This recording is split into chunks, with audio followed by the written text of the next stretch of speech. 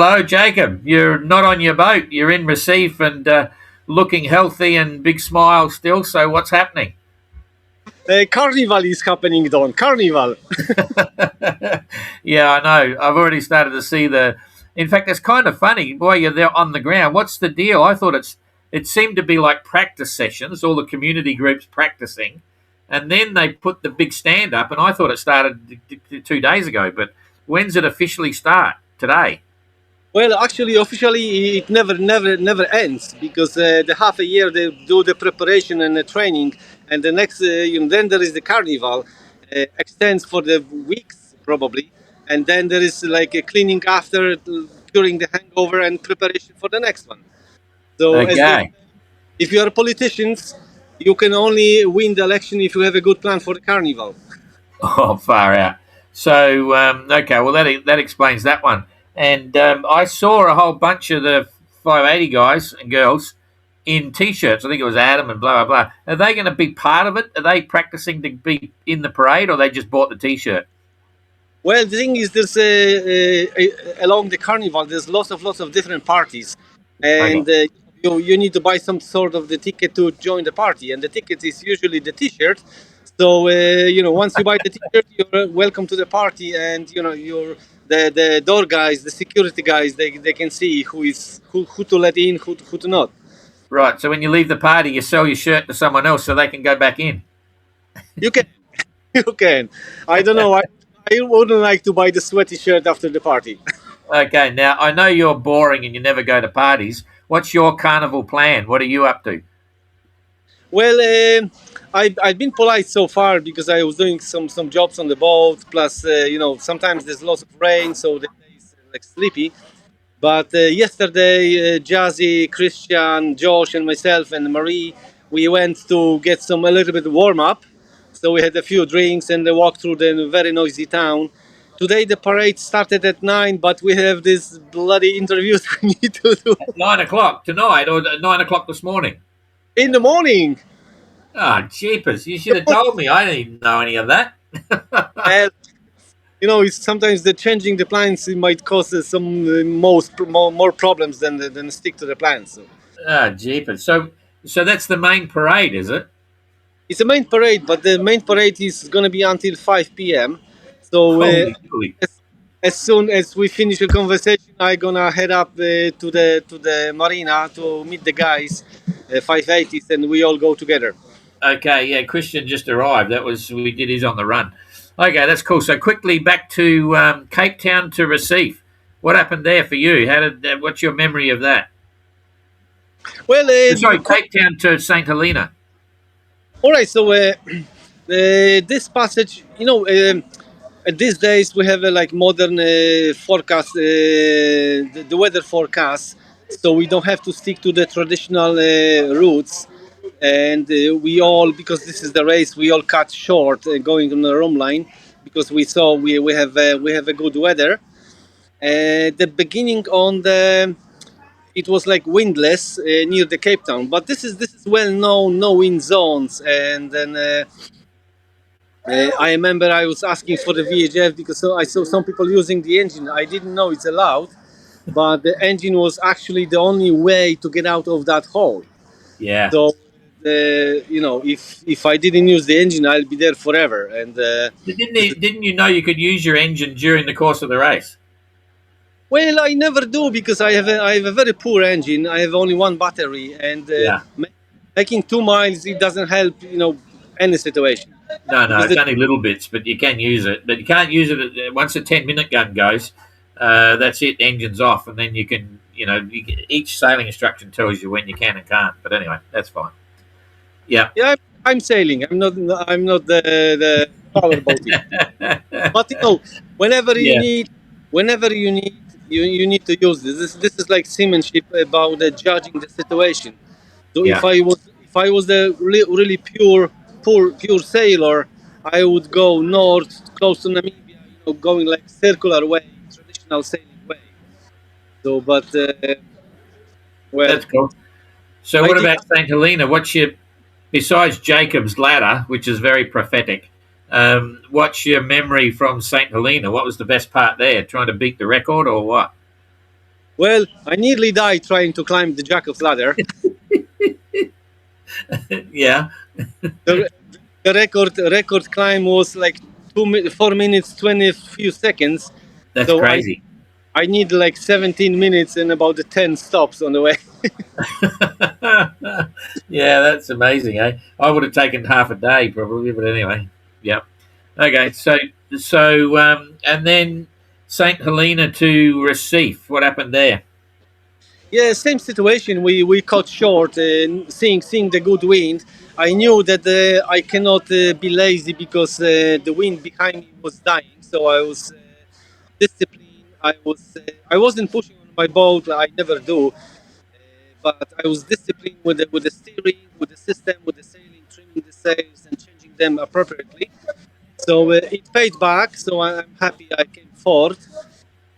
Maybe if I was pushed to the boat on the boat, I might be third. But I was happy enough to what I have. So as we say, slowly but surely. You were still sailing pretty well though. You and Pilar were having a bit of a tussle there, and you were compared to the early stages of the race. You're sailing a lot different now. You know. Well, early stage, like first half of the race, I wasn't even racing. I had no idea. I had no clue what is this about. I thought we are just a bunch of hopping on the boat, sailing somewhere. I remember in the Pacific, I turned back about a couple of miles to meet and chat with the Dan Torque, and he was like, "Oh, Jacob, are you right?" I said, "Well, I am." And I was amazed why he is in so shock. So a lot of story like this, and when I passed the Galapagos, I said, "Okay, everyone seems to be racing. Maybe should I?" Yeah. So and I started then, and getting uh, every day better, improving my skills and listening the wiser men's, better sailors, and Yeah. push to the motion. We're getting funny audio there, but anyway. And so you've got BB's out of the water at the moment. You're working on it. Yes, because I cracked the Daggerboard. When I was building the boat, I getting some advices about how the Daggerboards work, how they should be installed. I made them very very strong and solid. My housing are really thick things, but still having them a little bit longer, there's much more force going on them. And actually, the passage from St. Helena show efficiency of that because in that messy sea, the duck balls that they hold me in much better course. So surely I got a few percent shorter line. Yeah, yeah, that makes sense. So, I mean, you're one of the ones that's been really passionate about the whole MGR. I mean, everyone has, all the entrants are passionate, but let's just say you're extra passionate about your enthusiasm for the MGR and, being the pirate and being the bloody silly hat guy and all that sort of stuff. Um, it's just a corny question. Are you still having fun? Or has it transitioned now? So it's still fun, but now you're, as you say, you're racing more. The ports might seem the most important part now. Try and describe your experience. Because you're a very colourful guy. With all these exotic ports around the world. What's the best part, or what? How do you feel about the MGR right now? With forgetting about the finish. Just what you're going through in life. Okay, what I can say, I still haven't grown up. I'm still a little boy, enjoying every little thing, every little color on the way. So, in fact, we are getting a little bit tired now. There's so many things we saw, and we need a bit of time to digest them and process them in our minds. So I do lots of notes. I record lots of like emotionals on my recording tape. So maybe I can put them down in a one box someday. But no, I could be doing this forever. I'm planning to do this forever. I wanna enjoy, play, and sail for the rest of to Yeah. my all my relatives and family. I'm so sorry, but this is the way I am.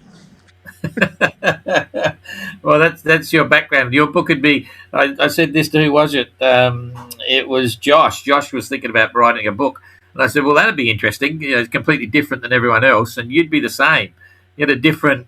Before you started the MGR, it was different. Everyone's got that interesting story. So make sure you send me a copy if you write the book." Surely Okay. you have. Surely you Yeah. have. And what are you thinking about the next leg? Forget not well. I'll go. The first question is everyone's getting a bit philosophical. It's like the what's next, and it's coming to the end. How are you coping with all that stuff? You know. Well, I spoke to few Brazilian sailors, and mostly they say this is one of the most pleasureful passage in the world. So, from the other hand, I'm very aware about all the danger, which is like shallows and Amazonian delta, which might bring some logs and the kelps in the water. But I know if you stick to the seamanship rules, we should be safe. So again, I'm not going into the middle of the current to push far through. Just enjoy the passage as much as I can because I'm really looking forward to those systems, the storms, the rain, and the changing the trade winds going through the to the ITCZ zone. So I'm thinking about this is going to be very entertaining. Yeah. I'm sailing wise, I'm kind of mature enough not to be very worried, but obviously, like my nature is always to be aware of the things. But I'm really looking forward to that. It looks Yeah. like it's gonna be last one in our race, not the last one for me because after that I'm planning to sail back to Ireland, which I'm thinking is gonna be probably the most challenging part. But yeah, I will miss the tropics definitely. Yeah. Yeah. It's quite a voyage going back to Ireland, but an attractive proposition. I can understand why. You know what I mean? Like, yeah, that's going to be. When do you think you'll sail back? Like, how long will you stay in Antigua?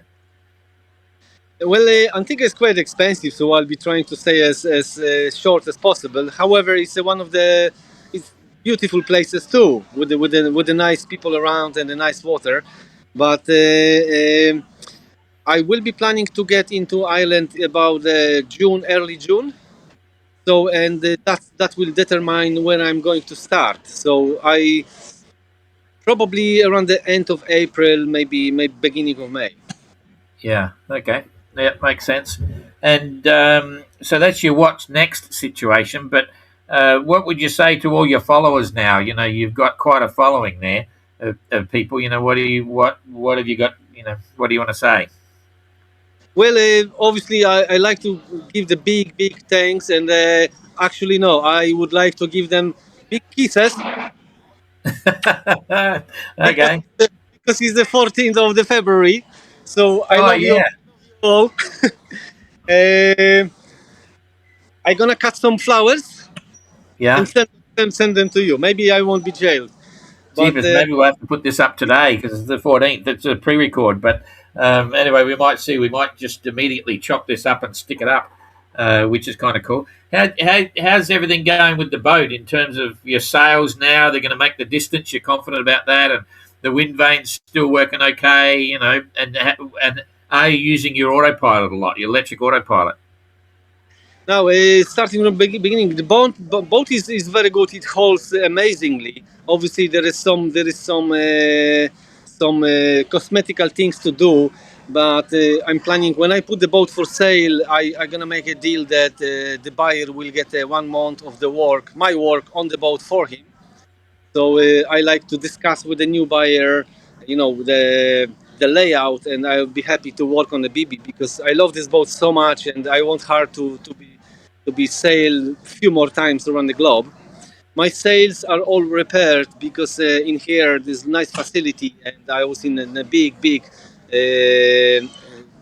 building which has like a football pitch.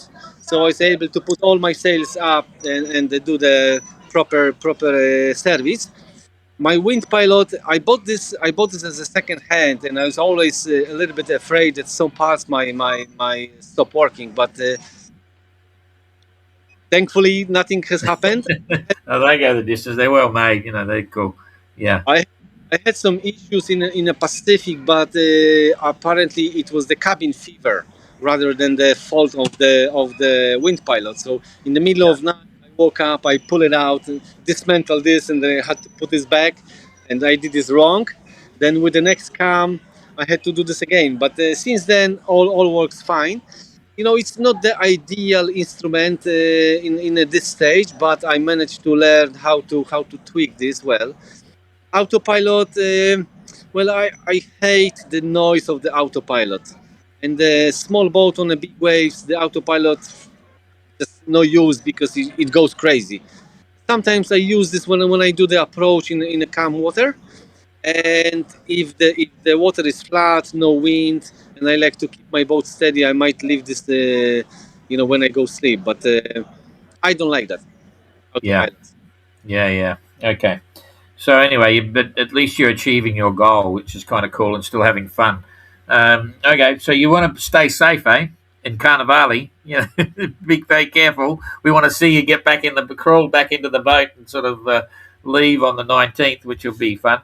All right, I think we're done. The big chat will be in Antigua very soon. I'm probably as surprised. I'm going through a bit of the same thing, that you guys are, where cheap is all going to be over soon. Like what are we going to do? Not quite, but You know, anyway. I can usually I can see the emotions in the people, and the what drives them. And I remember all of us, including you, before the race, we were all thinking, is this really possible? Is this going to happen? Yeah.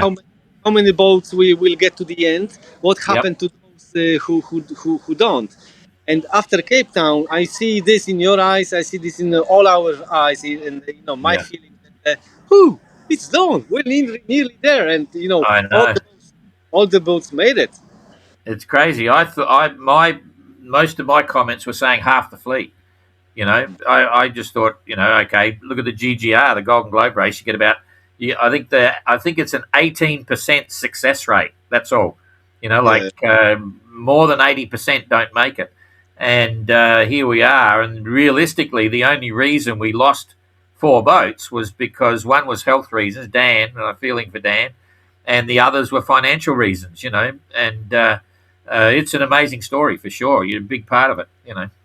but for the Australian guys, when I talked to them, I said, guys, probably if I was you, I would do the same, because for us Yeah, Europeans, when we pass the international dateline, we start coming back home, and yeah, Australia was like obviously kind of like a halfway point, and we yeah, were happy to go back home. It doesn't matter what happened on the way, but for them it was going away from home.